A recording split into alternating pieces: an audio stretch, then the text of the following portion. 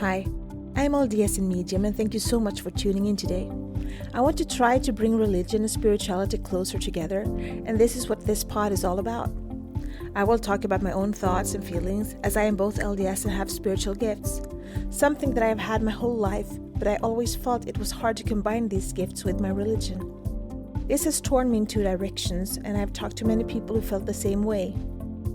I can't choose not to have my spiritual gifts, but I can choose how I use them, and I always want to use them for good and to help others. I believe my heavenly parents gave them to me for a reason. So this is me. Join my quest for knowledge.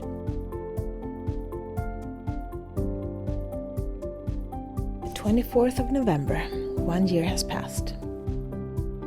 So on November 24th, 2019, my life as I knew it was forever destroyed. My then husband had been in New York on work for a week and he was due home that day. It was a Sunday. I got up as usual and got ready for church. Took the kids, that was home with me, 2 sons. My daughter was working that day and the middle son was spending the night with a friend's house. So the 3 of us got in the car and drove to church. Me thinking about this gives me a clammy feeling in my hands and I still feel slightly nauseated and sweaty. I had a good day at church. My oldest son didn't feel well, so I texted my husband and he came to church and picked him up. He had just gotten home from the airport and I was so glad to see him.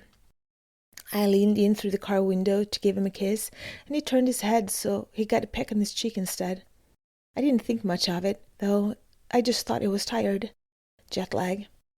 I went back in and listened to the rest of the meetings before I took my youngest and drove home. I met my son in the door. He said he wanted to go out for a walk, which I should have picked up on, but I was still oblivious to what was going to happen. I asked my husband if he wanted me to go to the store quick, and he said he was going to fix dinner.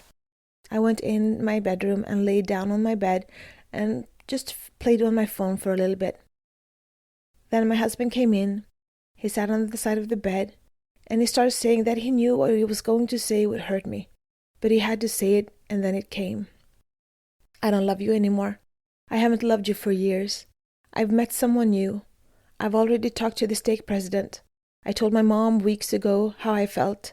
I told our son on our way home. That is why he's out walking. It felt totally surreal. Like I listened, but it wasn't me concerned. I remember soothing him and putting an arm around him, trying to make him feel better, while he ripped out my heart and destroyed it. He was the bishop in our ward at this time, and that was the last thing I thought would happen.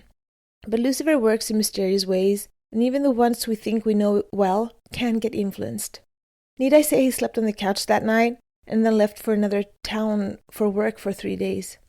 After 3 days he came home and packed his clothes and moved in with her. Just like that, he closed one door, and then just started the next chapter with someone else.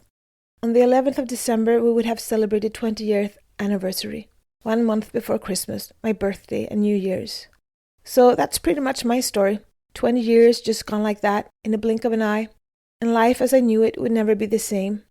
A lot of hurtful things were said, and a lot of blaming and pointing fingers. It broke me to the core. And it was hard. The feeling of why I'm not worthy of being loved. Why did he stop loving me, and what is wrong with me? It has taken me a year, not quite. It took a couple of months before I started to understand that he was projecting his feelings of not being worthy onto me, making me feel less than worthy. It has been one interesting year. I've gone through tons of emotions up and down and everything in between, but I've come to some realizations. I'm not alone. I have heavenly parents that love me immensely and protect me and guides me and cares for me, and for them I'm the most important person in the world. And I have an amazing family around me that loves me and thinks I'm great, most of the time at least. I have truly amazing friends that go out of their way to help me. All I need to do is ask, which is hard for me to do, but I'm getting better at it. I'm going after my dreams, and this pain I went through has opened me up to writing lyrics, and I've started singing and recording songs and putting them out there, going way out of my comfort zone. And I've started this pod, which also is totally not me. But it is totally invigorating doing things so out of character. And honestly, I'm happier today than I think I've ever been. Because what I've been working on this year is me. Falling in love with me. Seeing me. The good, bad and the ugly. and totally embracing me and showering me with love, being gentle with myself and pushing myself past the point of no return, and seeing that I am stronger, I'm smarter, and I'm more capable than I could ever imagine, and I love it. I love being me. I'm so not perfect, but I'm perfect for me, and life would be boring if I were perfect. I need to set goals and have something to work against, and I still have so much I want to do, to see, accomplish. And I would never be the person I am today had I still been married. So, a wise Heavenly Father and Mother set me free to be able to spread my wings and jump off the cliff and see where the winds of change brings me. So, have you seen picture of Jesus when it says, "I never said it would be easy, I only said it would be worth it"? I'm starting to understand that pain. I'm starting to understand that pain and trials make us grow. And honestly, looking back, I wouldn't want to change a thing. I'm right where I'm supposed to be. Be the light, share the light, spread the light, shine. This is my journey. Thank you so much for keeping me company today. Please download, like, share, and subscribe and help spread the light and spread the word to expand our community. Let's bring more love, peace, and unity into this world. Take care of yourself and your loved ones. Always be grateful, kind, and loving. Be brave and remember to step out of your comfort zone and smile. Remember, one person can make a difference, but together we can change the world.